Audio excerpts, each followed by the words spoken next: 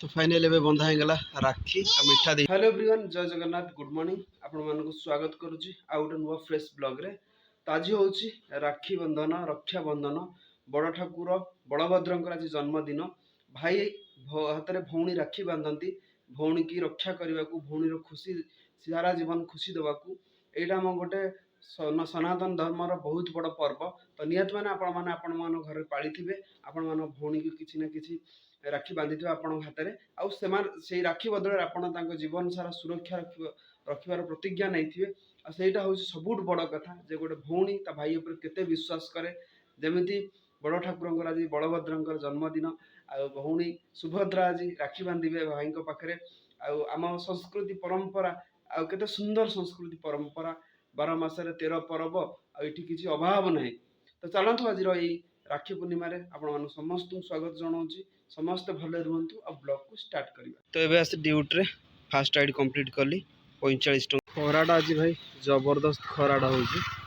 तो आज होची राखी पूर्णिमा। एबे मु जाउछ हम देई घर को 42 मौजा सेठी राखी बांधिया को। तो भुवनेश्वर में मु दीटा ड्यूटी कर देली 100 200 टका 200 टका 100 टका हे गेला। तो चलन से 100 टका समस्त में खर्च करके राखी बंधन में एंजॉय करी।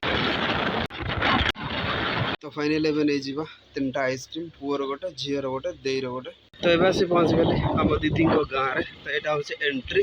आम आसी पहुँच गलु। तो ये चल आइसक्रीम खिया। तो चल आइसक्रीम खाई चल। कौन डीजे शुणु?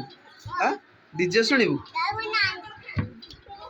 तो फाइनल एबे बंधा होगा राखी आ मिठा देती खाया आपको मुझे खाया आइसक्रीम मत खाली दूसरी खाया।